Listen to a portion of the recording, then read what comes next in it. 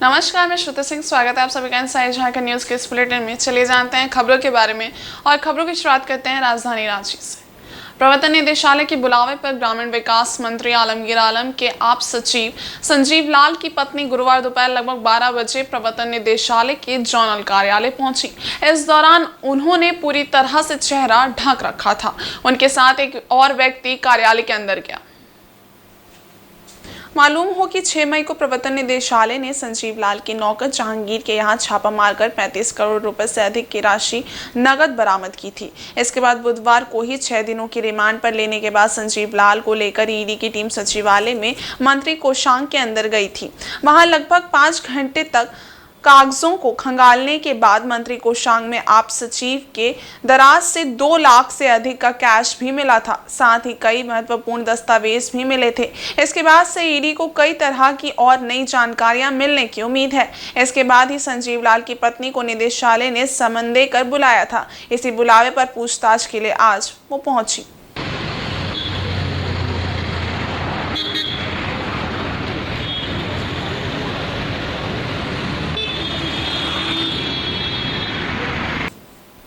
इधर सरायकेला जिले के चांडिल अनुमंडल के तिरुल्डी थाना अंतर्गत लेटे मदा रेलवे स्टेशन के पास गुरुवार तड़के हटिया हावड़ा एक्सप्रेस ट्रेन की चपेट में आकर एक हाथी की कटकर मौत हो गई। घटना के बाद देर तक रेल परिचालन बाधित रहा। काफी देर बाद अधिकारियों के पहुंचने पर हाथी के शव को ट्रैक से हटाया गया।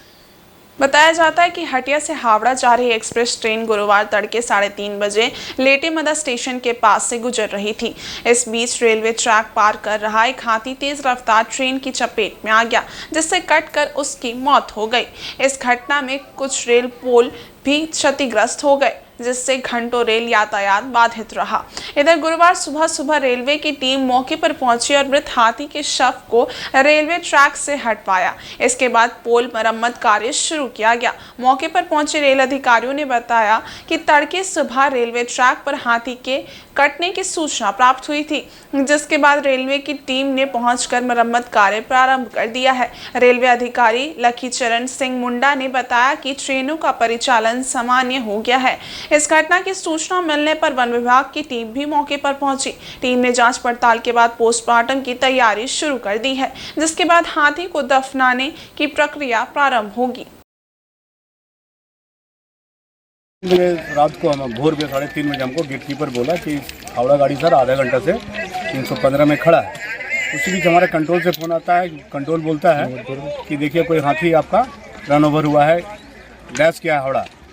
तो फिर हम अपने स्टाफ को भेजे। स्टाफ आगे देखता है कि हाथी का बच्चा हाथी रन ओवर हुआ है। उसके चलते तो इलेक्ट्रिक मास्ट भी हमारा 314 का 18 इलेक्ट्रिक मास्ट भी बैंड हो गया है। इसके चलते ओएसी वाले आएंगे, ओएसी वाले ही फीड दे सकते हैं इसका। अभी गाड़ी एक टावर वैगन एक चांडिल से आ रही है, एक गुंडा से, एक मूरी से, एक गोला से आ रही है। अभी जहाँ पर है वो खड़ी है। जब तक टावर वैगन आके फीड नहीं देगा तब तक हमारा ट्रैक अपने तरफ से फिट है, लेकिन पीआरडी डिपार्ट की तरफ से वो अपना फीड देंगे। वहीं झारखंड के पश्चिमी सिंहभूम जिले के मनोहरपुर से एक बड़ी खबर आ रही है। मनोहरपुर में नक्सलियों ने बड़े पैमाने पर पोस्टरबाजी की है। नक्सलियों ने मनोहरपुर के सभी प्रमुख इलाकों को माओवादी पोस्टर और बैनर से बांट दिया है। मनोहरपुर से निकलने वाली सभी प्रमुख सड़कों पर पोस्टरबाजी की गई है। नक्सलियों के पोस्टरबाजी से इलाके में दहशत कायम हो गया है। मनोहरपुर में गुरुवार की सुबह जब लोग अपने घरों से निकले तो देखा तो इस पूरे क्षेत्र में विभिन्न जगहों पर नक्सलियों का पोस्टर और बैनर लगा हुआ था।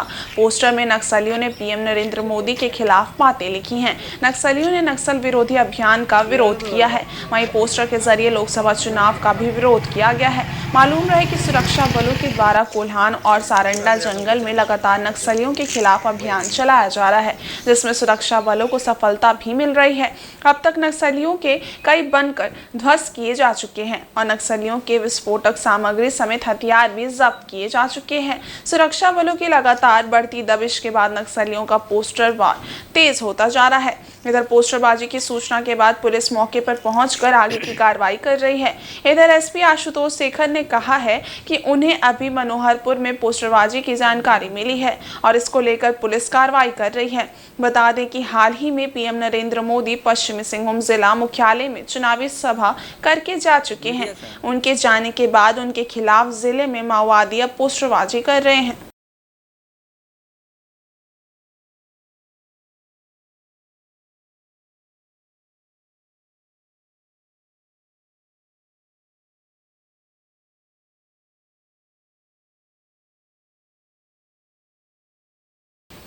इधर पश्चिमी सिंहभूम जिले के लगभग सभी सरकारी विदेशी शराब की दुकानों पर MRP यानी प्रिंट मूल्य से 10 से 20 रुपए अधिक कीमत लिया जाता है, लेकिन अब ऐसा नहीं हो सकेगा। उत्पाद विभाग के सचिव ने इस मामले को संज्ञान में लिया है। 3 मई को इससे संबंधित निर्देश भी जारी किया गया है। पश्चिमी सिंहभूम के उत्पाद अधीक्षक अजय कुमार ने बताया कि अब किसी भी सरकारी शराब दुकान पर निर्धारित मूल्य से ज़्यादा पैसा लिया जाएगा तो कार्रवाई की जाएगी। इसके लिए शराब खरीदने वालों को भी थोड़ा जागरूक होना होगा। यदि कहीं ऐसा होता है तो तत्काल इसकी शिकायत करें। इसके लिए बाकायदा एक व्हाट्सएप नंबर भी सार्वजनिक किया गया है। मोबाइल नंबर 9934124640 9472704805 और 7004551716 पर ग्राहक इससे संबंधित शिकायत कर सकते हैं। ये तीनों व्हाट्सएप नंबर है। अब ग्राहकों की जिम्मेदारी बनती है कि कहीं अधिक मूल्य लिया जाता है तो जागरूक होकर तत्काल इसकी शिकायत करें ताकि संबंधित शराब दुकान के खिलाफ कार्रवाई हो सके। जिले उत्पाद अधीक्षक अजय कुमार सिंह ने भी जिले के लोगों से ऐसे मामलों में शिकायत करने की अपील की है। 3 मई को उत्पाद सचिव महोदय के द्वारा यह डायरेक्शन दिया गया है कि जिले में कोई इस तरह का विक्रेता के द्वारा ओवर प्राइसिंग या डायल्यूशन का कोई कारोबार करता है तो इस संबंध में ये व्हाट्सएप नंबर दिया गया, उसमें उस पर मामला दर्ज करेंगे। जो दर्ज करने वाले व्यक्ति उनके नाम को गोपनीय रखा जाएगा, उन पर आवश्यक कार्रवाई की जाएगी। तो हम मीडिया से यही अनुरोध करते हैं कि मैक्सिमम लोगों को अवेयरनेस करें जनता के बीच में कि जो प्राइस है उसी पर शराब की खरीदी बिक्री करें या बियर का एक्स्ट्रा पैसा न दें। यदि कोई एक्स्ट्रा पैसा मांगता है तो व्हाट्सएप नंबर दिया गया है, तो इस पर विभाग को कंट्रोल रूम को सूचना दें, उस पर हम लोग कार्रवाई करें। और भारतीय जनता पार्टी ने राज्य में सत्तारूढ़ झारखंड मुक्ति मोर्चा, कांग्रेस और राजद के खिलाफ आरोप पत्र जारी किया है।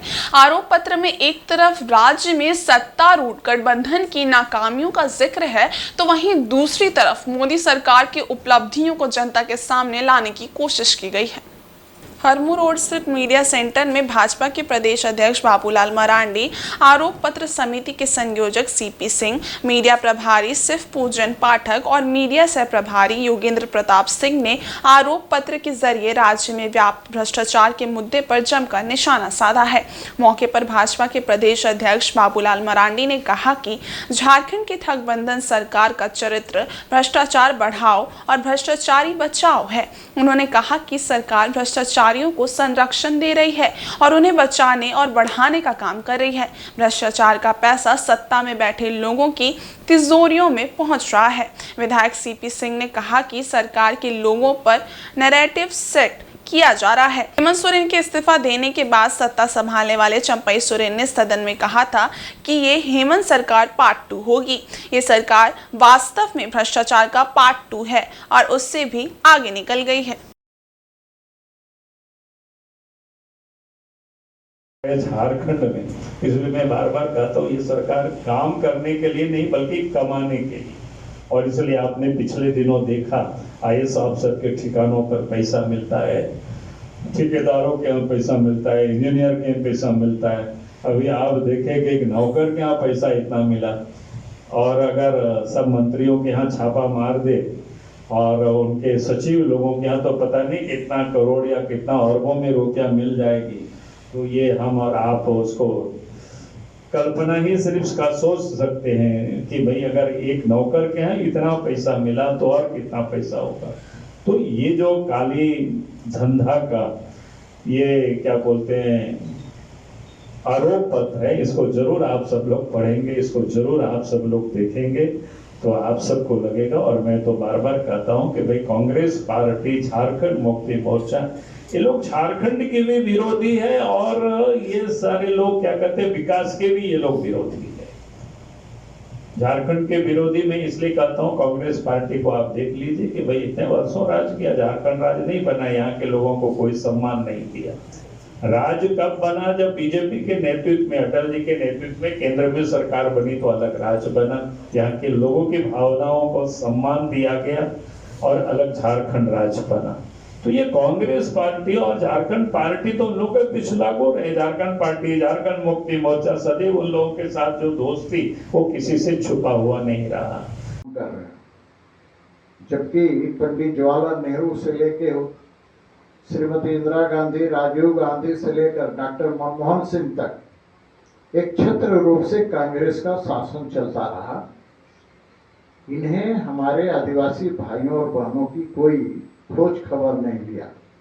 खोज खबर लिया तो हमारे देश के आदरणीय तत्कालीन प्रधानमंत्री स्वर्गीय अटल बिहारी वाजपेयी ने, जब इन्होंने जनजातीय मंत्रालय बनाने का काम किया, और फिर ये पहली बार हुआ कि देश के आदरणीय प्रधानमंत्री नरेंद्र मोदी जी पिछले 15 नवंबर को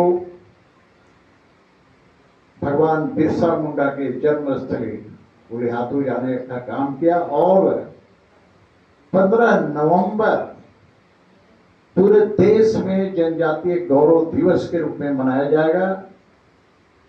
ये आदिवासियों के प्रति सम्मान ही नहीं बल्कि पूरे देश के अंदर एकलव्य विद्यालय बनाकर यह सम्मान देने का काम किया है, ताकि वो ग्रामीण क्षेत्रों में भी रहे, शिक्षित हो।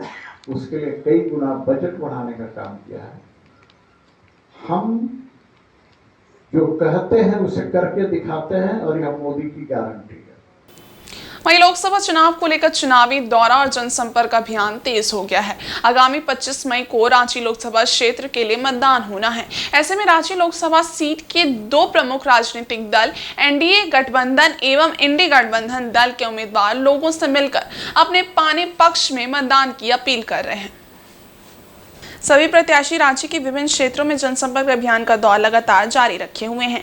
इसी के तहत इंडी गठबंधन के उम्मीदवार यशस्विनी सहाय ने राजधानी रांची के मैकॉन कॉलोनी में गुरुवार सुबह जनसंपर्क किया। इस क्रम में मैकॉन कॉलोनी में स्थित मैकॉन स्टेडियम में सुबह सुबह टहलने वाले नागरिकों से लोकसभा चुनाव में समर्थन देने की अपील की। मौके पर पूर्व केंद्रीय मंत्री सुबोध कांत सहाय के साथ बड़ी संख्या में इंडिया गठबंधन में शामिल दलों के कार्यकर्ता एवं स्थानीय लोग मौजूद थे।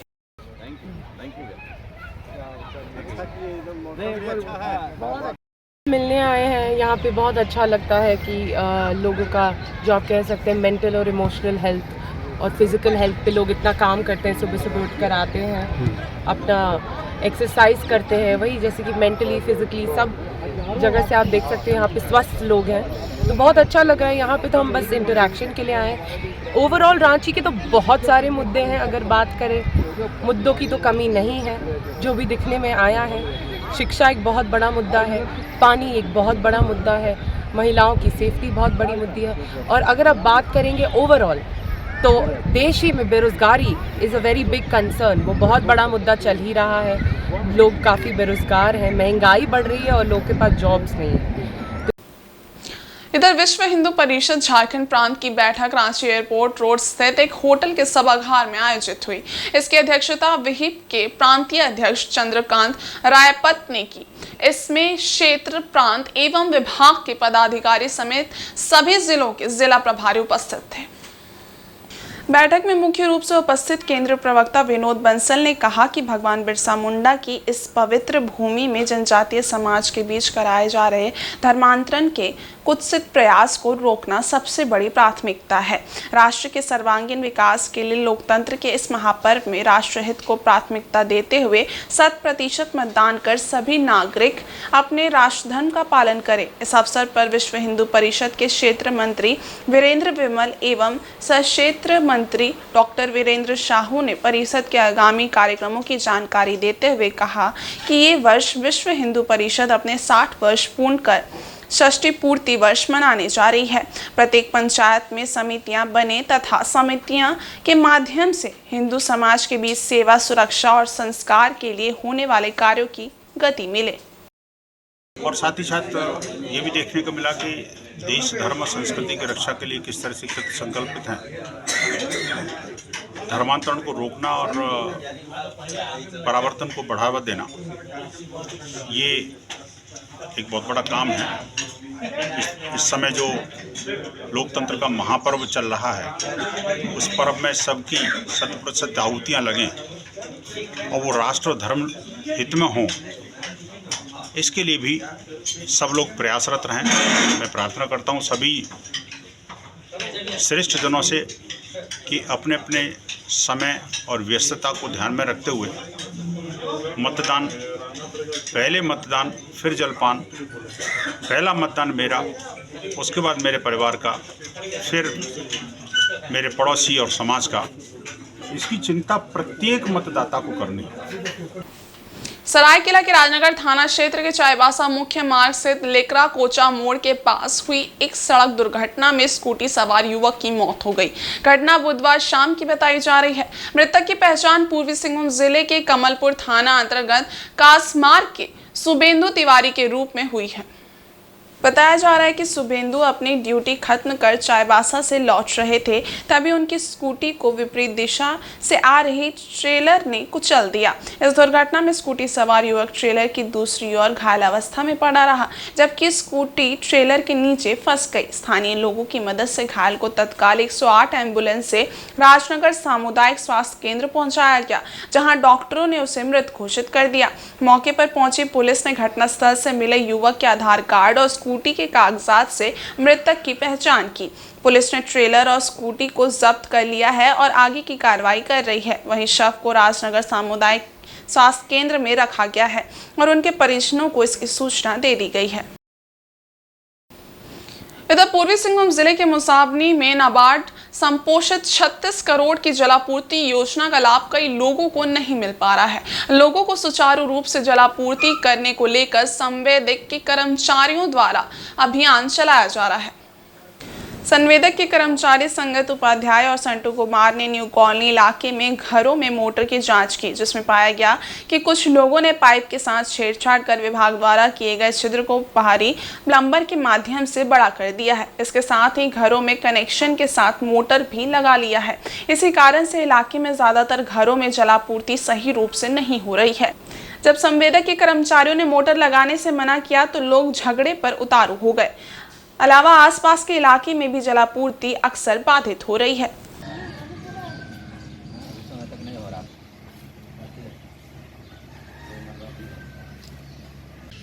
मोटर चेकिंग में निकले थे, बहुत सारा सा मोटर लगा हुआ है, इसके कारण नीचे वाला का पानी नहीं मिल रहा बहुत सारा था, इसलिए आज चेकिंग किए। कंप्लेन हुआ है तभी पानी नहीं मिल रहा सब जगह, तो सब जगह से फोन आ रहा था न्यू कॉलोनी में। इधर जमशेदपुर के पसुड़ी थाना अंतर्गत हलुद्वानी राव कॉलोनी में एक दिव्यांग विवाहिता महिला रीता प्रामाणिक की संदिग्ध परिस्थिति में मौत हो गई। मायके पक्ष के लोगों ने ससुराल वालों पर हत्या का आरोप लगाते हुए हंगामा किया। इसकी सूचना मिलने पर पुलिस पहुंची और आरोपी पति समेत ससुराल वालों को हिरासत में लेकर थाना ले गई। मिली जानकारी के अनुसार रीता प्रामाणिक अपने पति रघुवर सिंह के साथ राव कॉलोनी में रहती थी। जिस घर पर दंपति रहते थे उससे रीता के भाई ने उन्हें रहने के लिए दिया था, लेकिन पति रघुवर सिंह अपने घर वालों को भी साथ रखना चाहता था। इसमें रीता प्रामाणिक अक्सर विरोध करती थी। इसे लेकर दोनों के बीच अक्सर विवाद भी होता रहता था। बताया जाता है कि रीता की शादी 9 साल पूर्व सीताराम डेरा निवासी रघुवर सिंह के साथ हुई थी। इनकी कोई संतान नहीं है और पूरा परिवार दिव्यांग है। मौके पर पहुंचे मृतका रीता प्रामाणिक के भाई अविनाश प्रामाणिक उर्फ सज्जल ने आरोप लगाया कि उसकी बहन की हत्या उसके पति व अन्य ने मिलकर की है। बहन के गले और सिर पर चोट के निशान हैं। घटना को अंजाम देकर देवर और ननद भाग रहे थे, जिन्हें आसपास के लोगों की मदद से पकड़ा गया। वहीं पति शव के पास अगरबत्ती जलाकर बैठा था। फिलहाल मौत के कारणों का खुलासा नहीं हो सका है। संभवतः पोस्टमार्टम रिपोर्ट आने के बाद ही कुछ पता चल पाएगा। हत्या का कारण पारिवारिक विवाद या संपत्ति विवाद हो सकता है। शिकायत मिलने के बाद पुलिस मामले की छानबीन में जुट गई है। इस बारे में आरोपी पति का कहना है कि उसकी पत्नी बाथरूम में गिर गई थी, जिस कारण उसकी मौत हो गई है। कैसे हुआ? कैसे हुआ? मरा कैसे? घटना है तो हमको पता नहीं था। आसपास का आदमी ने हमको खबर दिया कि रात को इसको मार दिया गया दीदी को। तो उसमें उसका मेरा दीदी का पति था, उसका भाई था, उसका बहन थी और उसका वाइफ थी। हम लोग आसपास का जो हम लोग चाची लोगों ने ये लोग खबर दिया था, चाचा लोगों ये लोग मार के भाग रहा था। तो ये लोग चाची लोगों ने देखा, देखने के बाद ये लोग रोका, रोकने के बाद फिर हमको फ़ोन किया तो हम आए। यहाँ आने के बाद देखे कि मेरा दीदी तो मर चुकी है, उसका डेड बॉडी पड़ा हुआ था। सामने में लोगों ने अगरबत्ती वगैरह लगा दिया है और डॉक्टर को भी नहीं बुलाया और ना ही थाना वालों को फ़ोन किया, ना ही उसको MGM चाहे आपका सदर कहीं भी ले गया। अब ये लोगों का संपत्ति का लोभ से मारा होगा या फिर मान लीजिए कोई दूसरा कुछ कारण को नहीं बोल पाएगा कि मेरा दीदी का कहना था कि मेरा दीदी और जिया जी यहाँ पर रहेंगे, तो जिया जी का कहना है कि मेरा घर का जितना आदमी सबको यहाँ पर लेकर आएंगे यहीं पर रहेंगे। तो दीदी उसमें मैंने राजी नहीं हुई थी, बोला नहीं जैसा लोग आता है आएगा जाएगा रहेगा नहीं। जो तो मेरा भाई लोगों बाहर में रहता, आपका भाई भी बाहर में रहेगा। अभी तक तो कुछ पता नहीं चला, पोस्टमार्टम के बाद पता चलेगा, पोस्टमार्टम के लिए जाएगा। आज सुबह ये सूचना प्राप्त हुई कि एक महिला की हत्या कर दी गई है उसके घर में, जबकि उसके पति एवं उसके नातेदारों द्वारा कहा गया कि महिला की हत्या नहीं की गई है, जबकि वो बाथरूम गई थी और बाथरूम में ही गिर करके उसकी मृत्यु हुई है। घटनास्थल के लिए मेरे महिला पुलिस पुआनी जयश्री वानरा को भेजा गया। मामला संदेहास्पद देखने पर उन्होंने उसका इंक्वेस्ट किया और इंक्वेस्ट के बाद डेड बॉडी को पोस्टमार्टम के लिए सदर अस्पताल MGM भेजा गया है। और मृतका के भाई रतन कुमार प्रमाणिक के द्वारा आवेदन लिखा जा रहा है। आवेदन प्राप्त होने के बाद अग्रिम कार्रवाई की जाएगी। और इस बुलेटिन में बस इतना ही। ब्रेक के उस पार कुछ और खास खबरें, तब तक के लिए देखते रहिए इनसाइड झारखंड न्यूज़। धन्यवाद।